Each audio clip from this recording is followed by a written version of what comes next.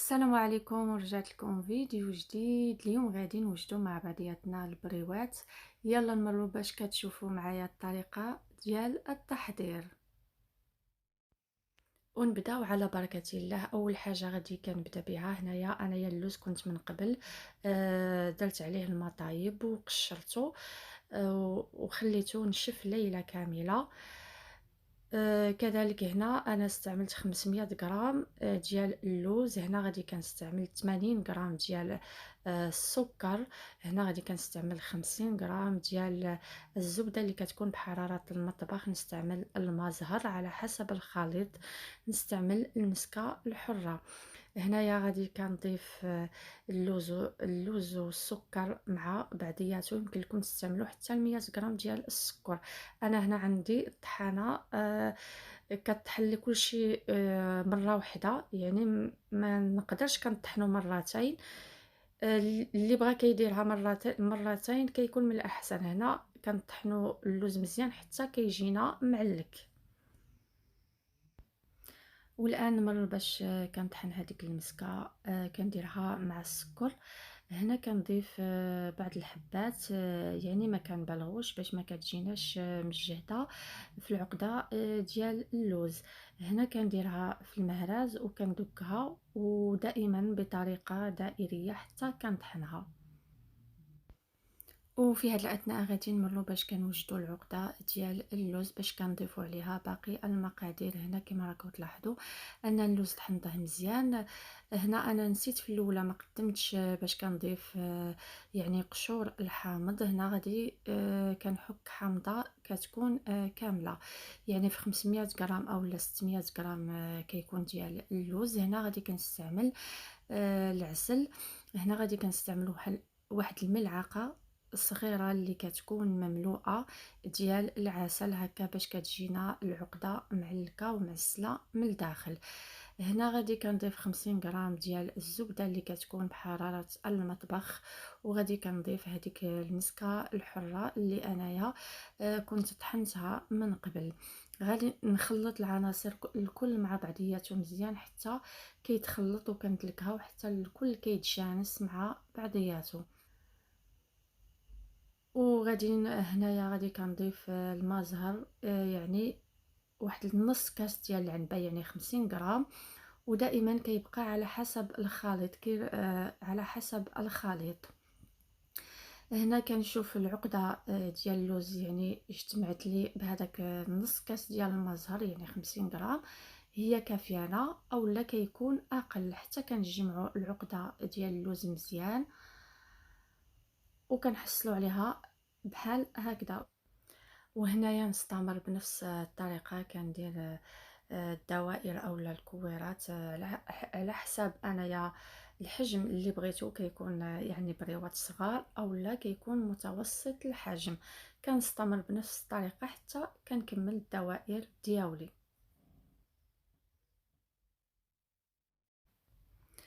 وهنايا غادي كنستعمل لاباط فيلو. متعودين اننا كنستعملوا الورقه ديال البسطيله، ولكن جربوها يعني راها كتجينا سهله، وكتجي الورقه ديال لاباط فيلو مقرمشه وكتجي يعني في الزيت، ما تخافوش منها.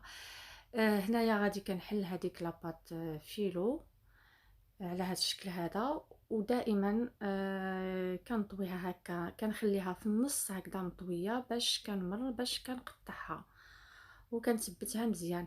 دائما انا هنايا ما تستعملوش، يعني دائما استعملوها على الطول، يعني باش كتجيكم مغلفه مزيان بالورقه العقده ديال اللوز. هنا كما راكم تلاحظوا استعملتها على الطول.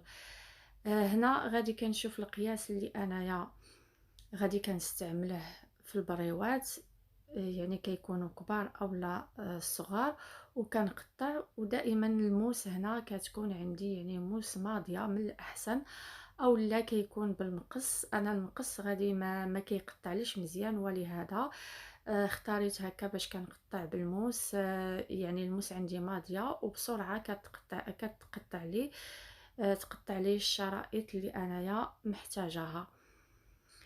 هنا غادي كنستعملو غير 3 ديال الشرائط في هاد العقدة ديال اللوز، يعني 600 غرام ولا 500 غرام كتقدكم 3 ديال الشرائط كافية ديال لاباط فيلو.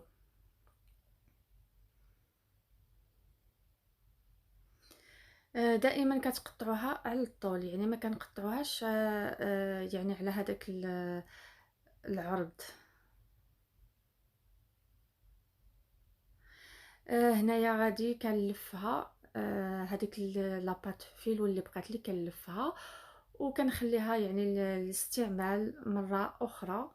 كنغطيها مزيان، وبطبيعة الحال دائما لاباط فيلو كنغطيوها هكا بواحد المنديل او لا بلاستيك غذائي، كيكون من الاحسن باش ما كتنشفش وكتساعدنا باش هكذا باش كنخدموا بها. هنا دائما كنجيب العقده ديال اللوز وكنبقى كنلفها على شكل مثلثات او لا تخيونغ. هي راها سهله باش كتلفوها، ودائما هذوك الجناب اللي كيكونوا زايدين كنحاولوا كندخلوهم لداخل، ونستمر دائما بنفس الطريقه حتى كنكمل. هنا كنقطع بالمقص. هنا وجدت الخليط ديال الدقيق مع الماء، والخليط دائما كيكون خفيف ما كيكونش ثقيل. كيكون من الاحسن. هنا كما راكم تلاحظوا دائما كنخلي واحد المساحه وكندير العقده ديال اللوز وكنبقى كنلف فيها. وهذاك الزائد اللي كنديرو في الاول يعني كما راكم تلاحظوا انه كيولي لداخل، يعني على هذا الشكل هذا.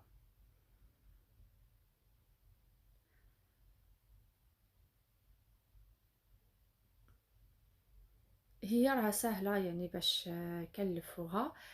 هنايا المبتدئات اللي يعني كت كتخاف انها كتوجدها يعني اولا كتحلها، كدير العقده ديال اللوز. كتكون يعني العقده اولا الدائره ديال اللوز كتكون صغيره، ما تكبرهاش باش هكا كتساعدها كي كتجي تلفها. ودائما بنفس الطريقه. هنا كناخذ الاشرطه اللي انايا كنحتاجها وكنرجع كنلف هذيك لاباط فيلو في المنديل باش ما كتنشفش. وكما راكم تلاحظوا دائما كندير العقده ديال اللوز وكنخلي واحد المساحه ما بين الورق، يعني كنديرها كنخلي واحد المساحه ديال الورقه عاد وكندير العقده ديال اللوز. هنا كنلفها بنفس الطريقه حتى كنكمل يعني على شكل مثلثات، يعني كيكون هكا بزاف. كما راكم تلاحظوا هنايا انايا استعملت العرض ديال الشرائط 3 ديال الاصبع. انا نسيت باش ما قلتها لكمش في الاول.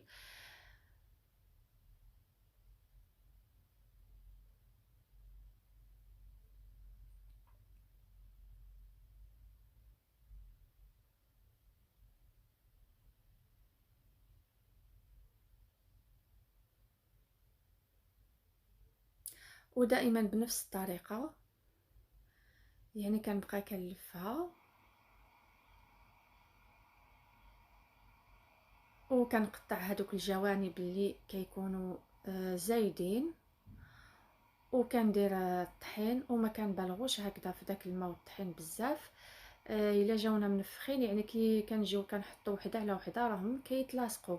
ودائما من الاحسن اللي هكا كيديرهم في واحد البلاطو وكيغطيهم، يعني دائما كتغطيوهم. كما راكم تلاحظوا انايا هنايا درت طبقات ودرت البلاستيك الغذائي ما بين الطبقات هكا باش ما كيتلاصقوش. وكنغطيهم وكنخليهم هكا على جنب حتى كنكمل باقي الكميه. وفي هذا الاثناء غادي نمروا باش كنقليو البريوات ديالنا. بطبيعه الحال كما راكم تلاحظوا هنايا الزيت انايا ما سخنتهاش بزاف، ولا كانت سخونه كنخليوها كتبرد عاد وكنضيف عليها البريوات هكا باش ما كيتشوطوش. لاباط فيلو كما تعرفوا انها فراجيل ولا يعني درناها مباشرة في الزيت، في الزيت كتكون سخونة، يعني كتشوط يعني تحترق. ولهذا دائما الزيت كتكون يعني متوسطة الحرارة، يعني ما كتكونش سخونة بزاف هكا باش ما كتشوطناش البريوات اولا كتحرقهم. هنا كما راكم تلاحظوا كي كياخدوا هذاك اللون الذهبي مباشرة كنديرهم في واحد الطبسيل اللي كيكون فيه المنديل اللي كيشرب يعني الزيت. ودائما كنبقى باستمرار كنقلب فيهم، يعني كما راكم تلاحظوا انهم كيتقلبوا هكا بسرعة وما كيتهرسوش نهائيا. أه نستمر بنفس الطريقة حتى كنكمل باقي الكمية. هنايا بطبيعة الحال دائما العسل كيكون يعني سخون، ما كيكونش يعني ما كنطيبوش، يعني غير كنسخنوه هكا واحد شوية باش كيخفاف، باش كيساعدنا ان البريوات كيتعسلوا.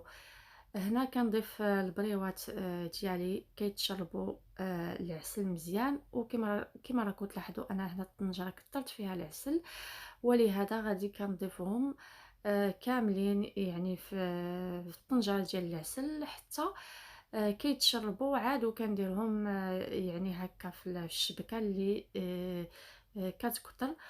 وتقريبا الكميه نتاع البريوات اللي انا استعملتها كلها في الطنجره، وخليتها حتى تشربت هذاك العسل مزيان. عاد وحيدتها ودرتها في الشبكه قطرت واحد شويه، عاد نمروا باش كنستعملوها يعني. وهذا هو التتمه ديال الطبق ديالنا البريوات بالعقده ديال اللوز، اللي كيجي المنظر ديالهم اكثر من رائع، كيجيونا مقرمشين، كيجيو من الداخل لداد، كيجيو اكثر من رائعين.